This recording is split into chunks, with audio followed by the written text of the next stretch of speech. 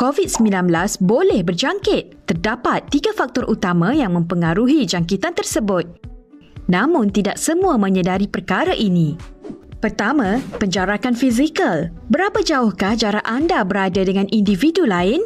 Kedua, tempoh masa. Adakah anda berdepan dengan individu untuk beberapa saat sahaja atau berada untuk satu jangka masa yang lama? Ketiga adalah pengudaraan. Adakah anda berada di persekitaran kawasan terbuka terdapatnya pengaliran udara yang baik ataupun di tempat tertutup dengan pengaliran udara yang kurang baik? Ketiga-tiga faktor tersebut boleh menentukan risiko jangkitan COVID-19 pada seseorang. Apabila seseorang individu bercakap, titisan cecair pernafasan akan dihembus keluar ke udara. Sekiranya individu tersebut dijangkiti COVID-19, maka virus tersebut turut tersebar melalui titisan cecair pernafasan. Risiko jangkitan adalah tinggi jika anda bercakap dengan jarak dekat dan lama serta pengudaraan yang kurang baik. Tetapi, risikonya rendah apabila anda amalkan penjarakan fizikal 1 meter, singkatkan tempoh masa bercakap serta pengudaraan yang baik.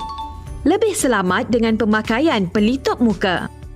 Tetapi, bagaimana pula dalam situasi anda dikunjungi tetamu atau pelawat?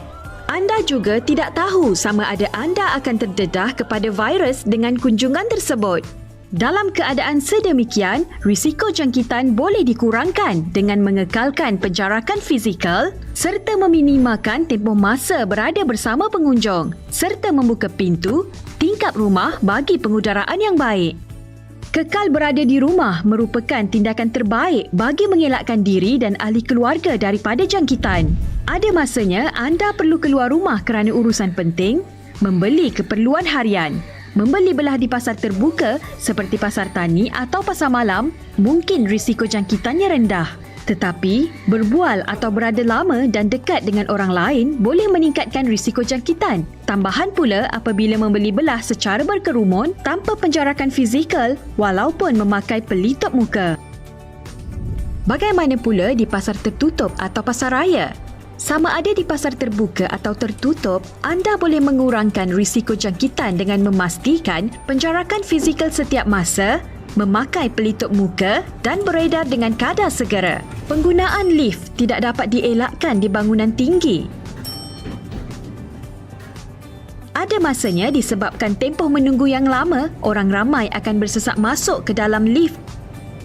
Ruang yang sempit, tiada penjarakan serta pengudaraan yang tidak baik menjadikan lift sebagai tempat berisiko tinggi untuk dijangkiti.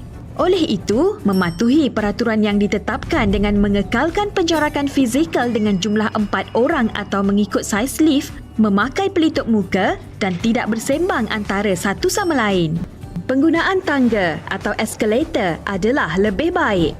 Ramai juga yang bersikap mengambil mudah semasa berada di tempat kerja. Kita beranggapan positif bahawa tiada risiko jangkitan kerana yang di sekeliling kita adalah rakan yang kita kenali. Kita rasa selamat. Tidak memakai pelitup muka, tiada penjarakan fizikal semasa bermesyuarat, bersembang dekat dan lama berdamping dengan mereka juga boleh meningkatkan risiko jangkitan. Kita tidak tahu pergerakan mereka di luar waktu kerja. Mungkin mereka dijangkiti dan berisiko untuk merebakkan jangkitan di tempat kerja. Adalah lebih selamat kita sentiasa mengambil sikap berwaspada dan mengamalkan penjarakan fizikal, tidak bersembang dekat dan memakai pelitup muka. Menghadiri majlis keramaian atau sosial merupakan tindakan yang boleh meningkatkan risiko jangkitan. Dalam keadaan itu, amat sukar untuk mengelakkan tetamu bersembang dekat dan mengekalkan jarak fizikal. Kejadian jangkitan berkelompok atau beramai-ramai berlaku di majlis seperti ini. Bagaimanakah anda boleh mengelakkan risiko jangkitan dalam keadaan begini? Keputusan terbaik adalah tidak menganjur atau menghadiri majlis keramaian.